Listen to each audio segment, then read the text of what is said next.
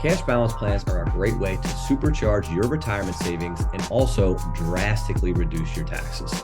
These are great for businesses that have high cash flows or for a business owner that may be anticipating going through a transition or exiting his business. So joining me on the video today is Zachery Mountel. We discuss some of the ins and outs and some of the advantages of establishing a cash balance plan for your business. I hope you enjoy. Hi, everyone. As I mentioned in the introduction, I'm thrilled to have Zachery Mountel with us today. Zach is a regional vice president with Trinity Pension Consultants, and we will be discussing cash balance plans. These are a great tool to where you can supercharge your retirement savings.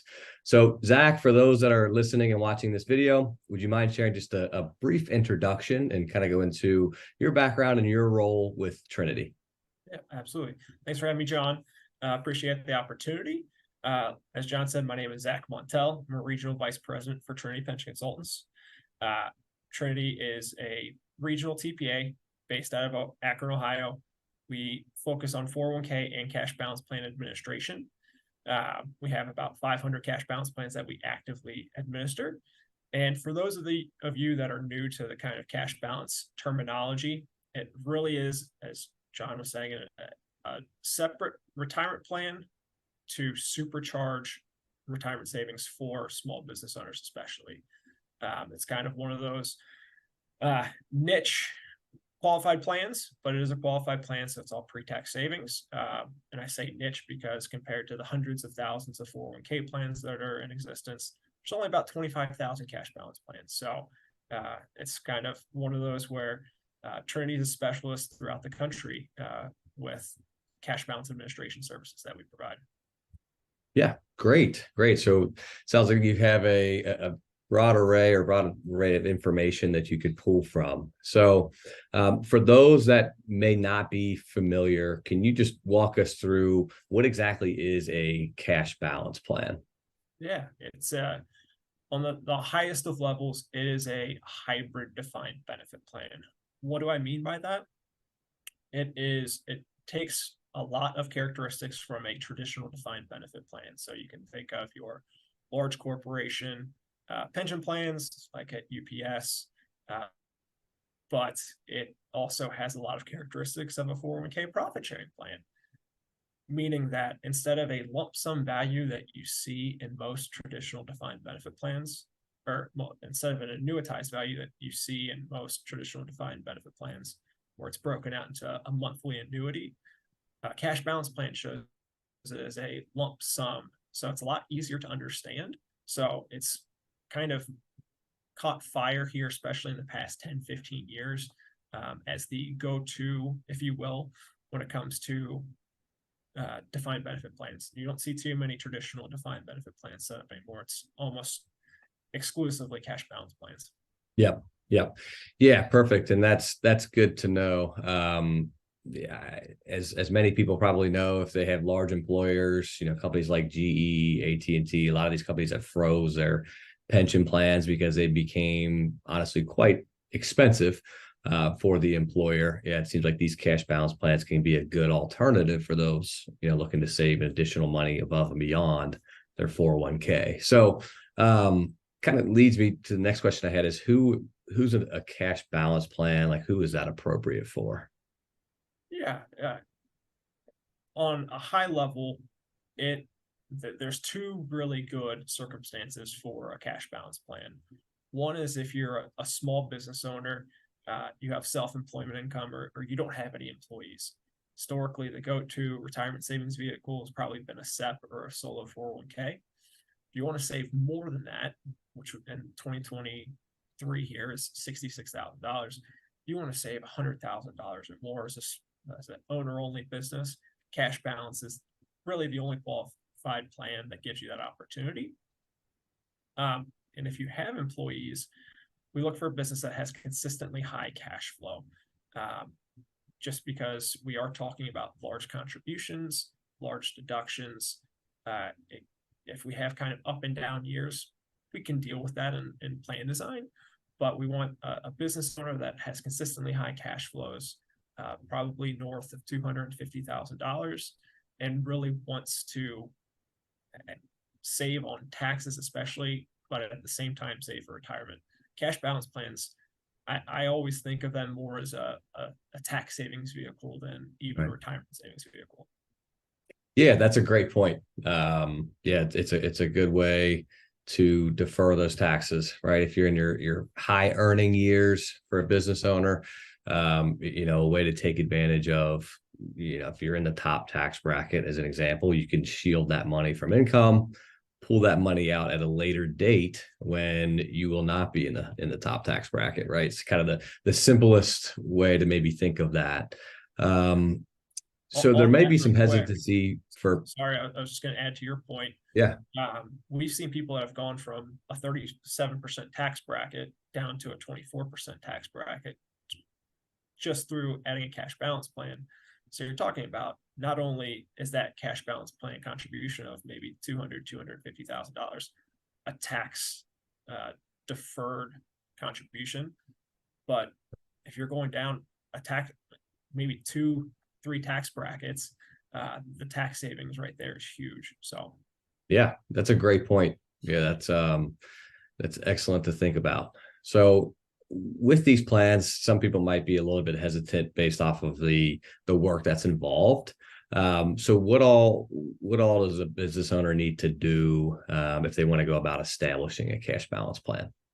yeah, most times a business owner, if they have a 401k in place, they kind of know the process of doing a census collection at the end of the year. It's where any actuarial service provider or third-party administrator will go ahead and collect the census information for the business, meaning all the employee data for that current year, and go ahead and compile that to actually run the valuation. None of that changes. It doesn't get duplicated. We go ahead and use that same information that you're already providing for the 401k. If you don't have a 401k in place, that is the information that we need on an annual basis. So it's really a one time a year kind of process of gathering that information. Once we get that in good order, we go ahead and run the valuation, do all the testing that's required to make sure that we're within IRS compliance, and at that point give you the valuation results so the plan can be funded. Yeah, great. Yeah, very familiar with that census information. So you bring up a good point. Can companies have a cash balance plan and not have a 401k? They can. Traditionally, if there are our employees, we will almost always see at least a profit sharing plan in conjunction with the cash balance plan. The reason being is the employees receive the majority of their benefit in the profit sharing aspect of it, while the business owner receives his or her large benefit in the cash balance piece. They work together, and just with how the testing works, it's more advantageous for us to give employees contributions and profit sharing. And don't get me wrong, the business owner will still be getting a profit sharing contribution as well, Right. but the cash balance contribution to employees is much smaller. So it just works that from an efficiency standpoint, meaning, and that's kind of what we drive all of our plan designs by, of what percentage of the dollars going into the plan are going to the targets of the business owners versus the rest of the employees. From an efficiency standpoint, it almost always works out better to have a profit sharing piece in conjunction with cash balance. Okay. Yeah. Yeah, that certainly makes sense. So we touched on some of the benefits, obviously the increased retirement contributions that you can make, the tax savings that brings about for these business owners. Are there any other benefits that you can think of in addition to those two things for cash balance plans? Yeah, I think definitely for it helps with employee recruitment and retainment. Obviously, in 2023, we're still in a situation where it's a very tight labor market. People are needing more carrots to dangle in front of people to get them to switch jobs or to move them up. Just, I mean, we're talking about a very attractive and lucrative retirement plan benefit. Not only do employees have access to contribute potentially to their own 401k, we're talking about a really healthy contribution from employers as well. So Yeah. I think between the tax, retirement, and recruitment and retainment aspect, those are, I would say, the three biggest advantages to adding a cash plan. Right. Okay. Perfect. And those are obviously good. What are some of the negatives then that are involved with a cash balance plan? Yeah. Because it is a more complex plan, we're talking about the on the spectrum of qualified plans, probably the most complex, but also has the biggest benefit of any qualified plan.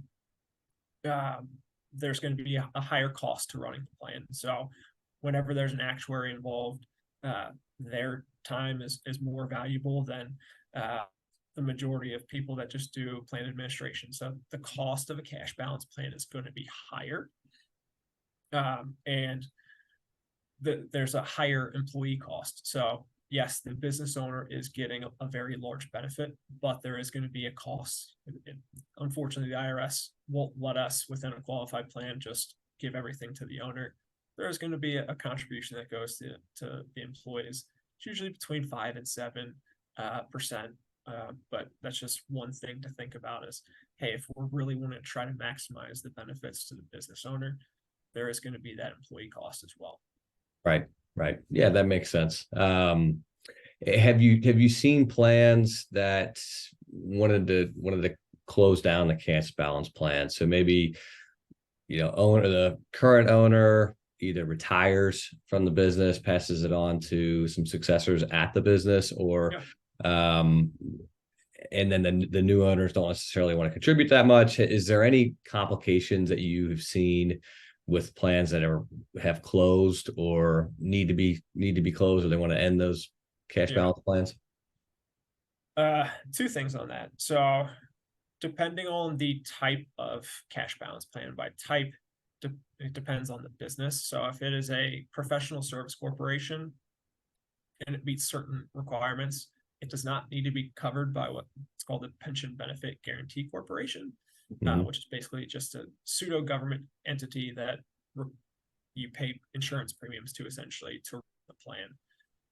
Professional service corporations under 25 or under employees do not actually need to be covered by the PBGC.